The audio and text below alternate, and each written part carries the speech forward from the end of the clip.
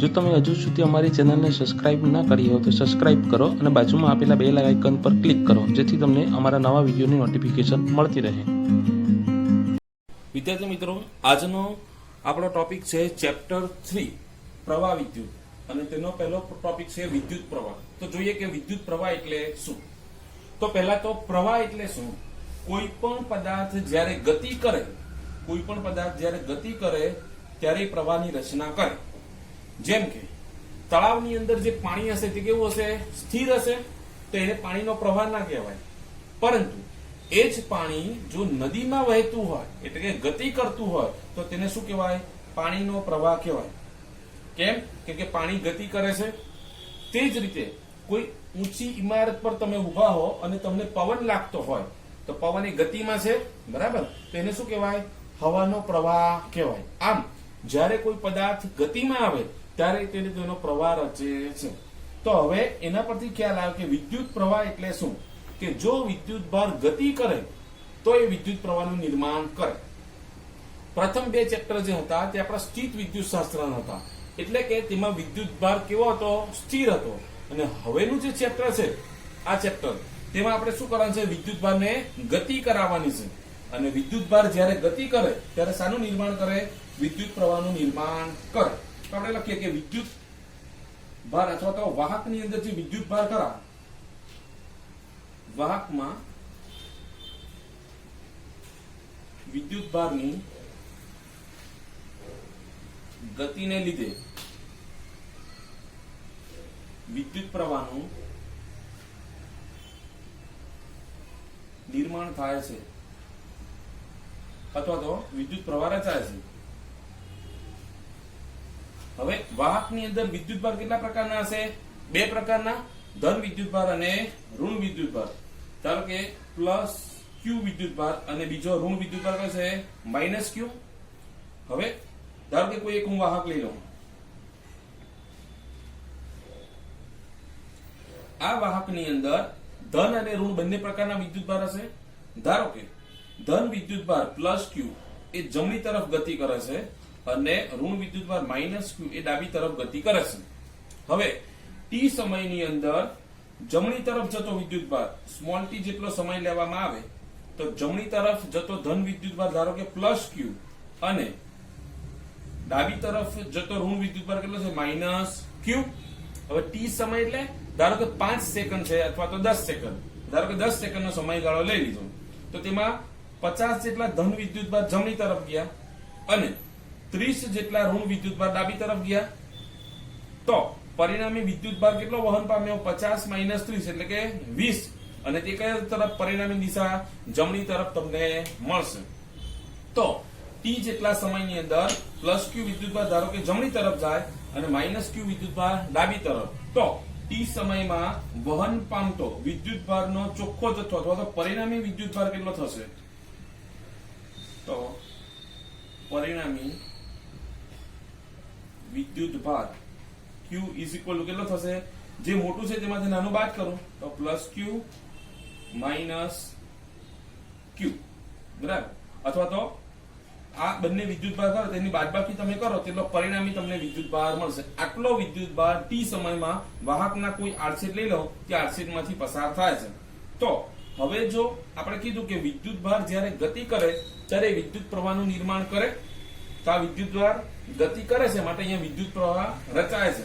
અને આ જે રચાતો વિદ્યુત પ્રવાહ સમય સાથે બદલાતો ના હોય, એટલે કે એક સરખા વિદ્યુત ભાર દર સેકન્ડે પસાર થતા હોય, તો આવા પ્રવાહને સ્થાયી પ્રવાહ કહે છે।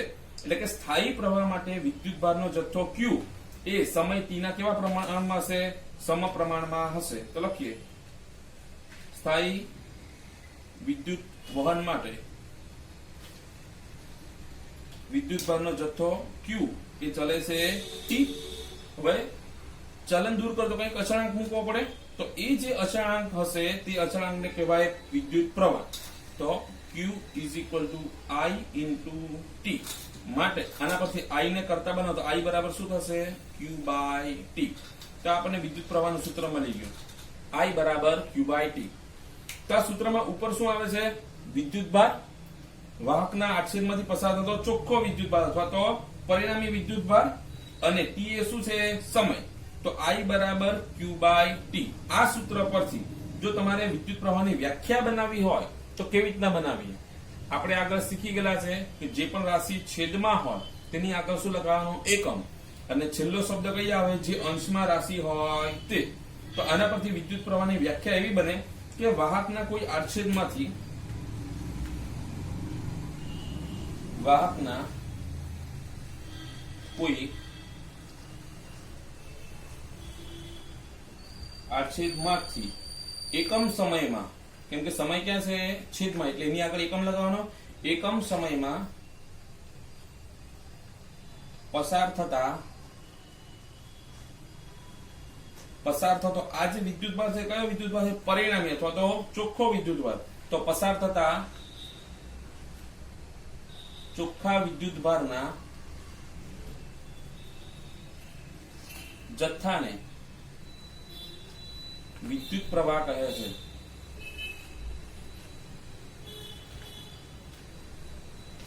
એનો મતલબ શું થાય કે ધારો કે કોઈ વાહકમાંથી જમણી તરફ 20 કુલમ જેટલો વિદ્યુતભાર પસાર થાય છે અને ડાબી તરફ 10 કુલમ વિદ્યુતભાર જાય છે, તો આનો પરિણામી વિદ્યુતભાર કેટલો થવાનો? 20 માંથી આ 20 જમણી તરફ છે અને આ ડાબી તરફ, બંને વિરુદ્ધ દિશામાં છે એટલે શું થશે? બાદબાકી. તો 20 ઓછા 10 બરાબર 10. તો પરિણામી વિદ્યુતભાર જે Q ખરો આ સૂત્રમાં I બરાબર Q બાય ટી, એમાં Q કેટલા લેવાના? 10. ને ધારો કે એના માટે લાગતો સમય 5 સેકન્ડ, કે 5 સેકન્ડમાં 20 કુલમ વિદ્યુતભાર જમણી તરફ ગયો અને 10 કુલમ ડાબી તરફ. તો આ જે પણ ફેરફાર થયો 10 કુલમનો તે કેટલા સમયમાં થયો? 5. તેના ભાગ્યા 5. તો આનો જવાબ આવશે 2. આ રીતે વિદ્યુત પ્રવાહ શોધી શકાય, એટલે કે પરિણામી વિદ્યુતભાર લેવો પડે.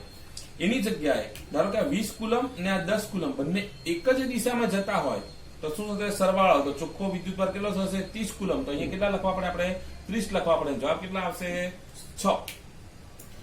હવે આ તો શાના માટે વાત થઈ ગઈ? કે સ્થાયી વિદ્યુત વહન માટે, એટલે કે વિદ્યુતભારનો જથ્થો તે ખરો તે એક સરખો રહે. ધારો કે પહેલી સેકન્ડે 5 વિદ્યુતભાર ગયા, બીજીએ પણ 5, ત્રીજીએ પણ 5, આમ દર સેકન્ડે 5 જ વિદ્યુતભાર ગતિ કરતા હોય તો વિદ્યુત પ્રવાહ સમય સાથે બદલાતો નથી.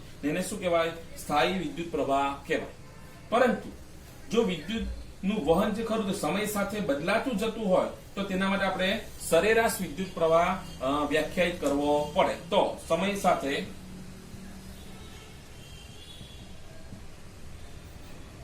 બદલાતા જતા વિદ્યુત વહન માટે, આ કોના માટે હતું? સ્થાયી વિદ્યુત વહન માટે. હવે ધારો કે ટી સમયથી લઈ અને પછી ડેલ્ટા ટી જેટલા સમયમાં, એટલે કે હવે નવો સમય કેટલો થશે? T plus delta T. T એટલે ધારો કે 5મી સેકન્ડ છે અને ત્યાર પછી 3 સેકન્ડ પછી, 5 સેકન્ડ સમય હતો પહેલા અને પછી 3 સેકન્ડ પછી, તો 5 વત્તા બીજી 3, એટલે હવે નવો સમય કેટલો થવાનો? 8 સમય થવાનો. એટલે કે પ્રારંભિક સમય ટી છે અને પછી નવો સમય છે ટી પ્લસ ડેલ્ટા ટી, એટલે કે સમયનો ગાળો કેટલો થઈ ગયો? Delta T. એટલે કે જો ડેલ્ટા ટી જેટલા સમયગાળામાં વાહકમાંથી પસાર થતો વિદ્યુતભારનો જથ્થો ડેલ્ટા ક્યુ હોય, ટી પ્લસ ડેલ્ટા ટી એટલે સમયગાળો, એટલે પ્રારંભિક સમય, અંતિમ. તો અંતિમમાંથી પ્રારંભિક બાદ કરું, સમયગાળો કેટલો મળે? Delta T. એટલે કે ડેલ્ટા ટી સમયમાં કોઈ વાહકના આડછેદમાંથી પસાર થતો વિદ્યુતભારનો જથ્થો ડેલ્ટા ક્યુ જેટલો હોય તો જે સરેરાશ પ્રવાહ શોધવો પડે તો તેનું સૂત્ર બને, અહીંયા Q બાય 2 ટી હતું એની જગ્યાએ ડેલ્ટા ક્યુ લઈ લેવાના, અહીંયા ડેલ્ટા ટી. તો સરેરાશ વિદ્યુત પ્રવાહ અને તેનો સિમ્બોલ છે આ રીતના બ્રેકેટની અંદર I is equal to delta q by delta t. આ થઈ ગયો સરેરાશ પ્રવાહ. હવે જો તમારે તત્કાલીન પ્રવાહ જોઈતો હોય તો આગળ આપણે ઘણી બધી વાર આવી ગયું કે જે પણ છેદમાં રાશિ હોય તેની શું કરવાની? લિમિટ લઈ લેવાની. તો છેદમાં શું છે? ટી. તો આપણે શું લઈ લઈએ? Limit delta T tends to 0, એટલે કે સમયગાળો ખૂબ જ નાનો કરી દઈએ તો આપણને શું મળી જશે? તત્કાલીન પ્રવાહ મળે. એટલે જેવું તમે લિમિટ લો તો ડેલ્ટા નું શું થઈ જાય? ડી. અને માટે તત્કાલીન પ્રવાહ I is equal to dq by dt. તો આ તત્કાલીન પ્રવાહનું સૂત્ર મળી ગયું. હવે પ્રવાહ માટે આપણે એકમ જોઈએ તો એકમ આ સૂત્ર પરથી, તો આ સૂત્રમાં I બરાબર Q by T. તો અંશમાં કઈ રાશિ છે? વિદ્યુતભાર. તો વિદ્યુતભારનો એકમ શું આવે? કુલમ. છેદમાં કઈ રાશિ છે? સમય. તો સમયનો એકમ શું આવશે? સેકન્ડ. માટે વિદ્યુત પ્રવાહનો એકમ કુલમ પર સેકન્ડ. અથવા તો એમ્પિયર નામના વૈજ્ઞાનિકની યાદમાં તેનો એકમ એમ્પિયર લેવામાં આવે છે. તો આ બે એકમ છે, કુલમ પર સેકન્ડ અથવા તો એમ્પિયર. હવે એક એમ્પિયરને વ્યાખ્યાયિત કરીએ કે કોઈ પણ વાહકમાંથી પસાર થતો પ્રવાહ 1 એમ્પિયર ક્યારે હોય, એટલે કે I આ એમ્પિયર, અહીંયા A એમ્પિયર માટે. તો વિદ્યુત પ્રવાહ I બરાબર 1 એમ્પિયર ક્યારે થાય? હવે આ આપણું સૂત્ર કે I બરાબર Q/T. એનો જવાબ 1 ક્યારે આવે? ધારો કે અંશમાં પણ 1 લેવું, છેદમાં પણ 1 લેવું, તો 1/1 જવાબ કેટલા આવશે? 1. એટલે કે પ્રવાહ 1 એમ્પિયર થયો. ક્યારે? કે સમયને 1 સેકન્ડ લીધી અને વિદ્યુતભાર પણ કેટલો લીધો? 1 કુલમ. એટલે કે જો વાહકમાંથી 1 સેકન્ડમાં પસાર થતો વિદ્યુતભારનો જથ્થો 1 કુલમ હોય, 1 સેકન્ડમાં પસાર થતો વિદ્યુતભારનો જથ્થો 1 કુલમ હોય, તો વાહકમાંથી પસાર થતો વિદ્યુત પ્રવાહ 1 એમ્પિયર છે એવું કહેવાય. તો આપણે હવે લખીએ 1 એમ્પિયરની વ્યાખ્યા કે 1 સેકન્ડ અથવા તો કોઈ વાહકના આડછેદમાંથી 1 સેકન્ડમાં, કેમ કે આ પ્રવાહ ક્યાંથી વહે છે? આડછેદમાંથી. તો કોઈ વાહકના આડછેદમાંથી 1 સેકન્ડમાં પસાર થતો વિદ્યુતભારનો જથ્થો 1 કુલમ હોય, તો તેમાંથી વહેતો પ્રવાહ 1 એમ્પિયર થશે. તો આ થઈ ગઈ 1 એમ્પિયરની વ્યાખ્યા કે 1 સેકન્ડમાં 1 કુલમ વિદ્યુતભાર પસાર થાય તો પ્રવાહ કેટલો હશે? 1 એમ્પિયર. એટલે I = Q/T. 1 કુલમ છે વિદ્યુતભાર અને પ્રવાહ માટેનો સમય કેટલો છે? 1 સેકન્ડ. 1/1 તો જવાબ કેટલા આવશે? 1 એમ્પિયર. તો આ થઈ ગયું વિદ્યુત પ્રવાહ.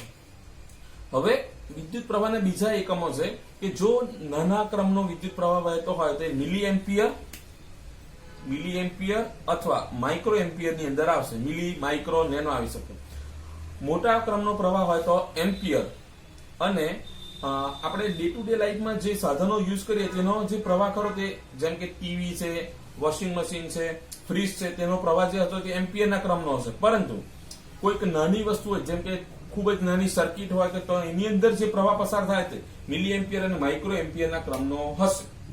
હવે વિદ્યુત પ્રવાહનું વહન ઘણી બધી જગ્યાએ થાય. ઇલેક્ટ્રિક જે આઇટમ ખરી તે બધામાં તો થાય જ, પરંતુ ઘણીવાર આપણે એવું કહીએ કે ચોમાસામાં વીજળી પડે. તે વીજળી પડે ત્યારે શું થાય? એ વિદ્યુતભારનો જથ્થો ગતિ કરે, એટલે કે એક પ્રકારનો એ પણ વિદ્યુત પ્રવાહ હોય.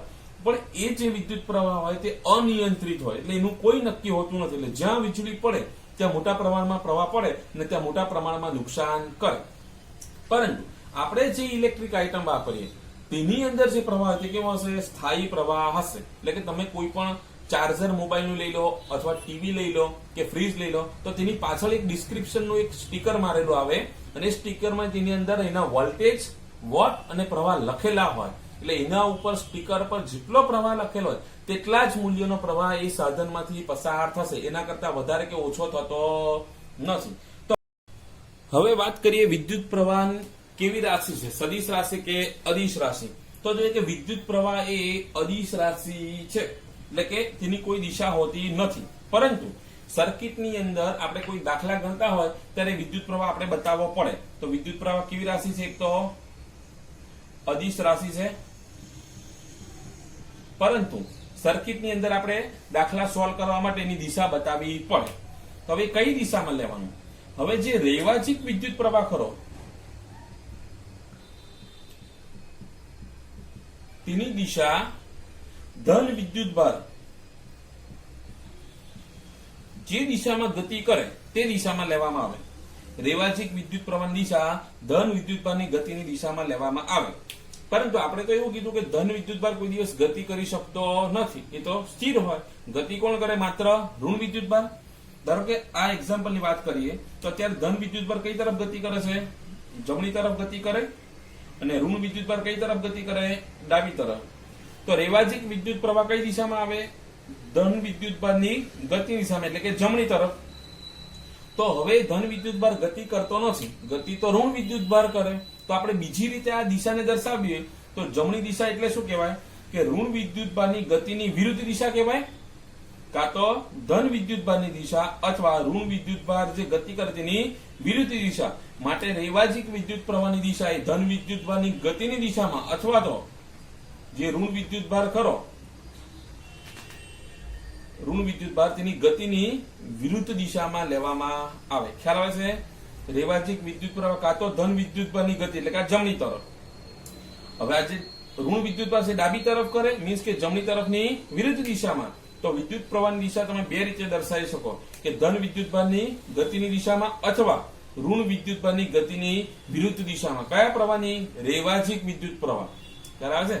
પરંતુ આપણે જ્યારે દાખલા સોલ્વ કરશું ત્યારે આપણે વિદ્યુત પ્રવાહની દિશા, ધારો કે કોઈ બેટરી હોય તો બેટરીના એક ધન છેડો છે અને એક ઋણ છેડો છે અને અહીંયા એક વચ્ચે અવરોધ જોડેલો છે. તો આપણે દાખલાની અંદર વિદ્યુત પ્રવાહ કઈ દિશામાં બતાવશું? ધનમાંથી પ્રવાહ નીકળે અને ઋણમાંથી અંદર દાખલ થાય તે રીતે આપણે પ્રવાહ દર્શાવશું. ધનમાંથી બહાર નીકળે અને ઋણની અંદર દાખલ થાય એટલે કે ધન વિદ્યુતભારની જે દિશા કરી ધન વિદ્યુતભાર રૈવાજિક પ્રવાહ તે દિશાની અંદર વિદ્યુત પ્રવાહની દિશા આપણે દર્શાવશું. તો આ થઈ ગયો આપણે ટોપિક વિદ્યુત પ્રવાહ.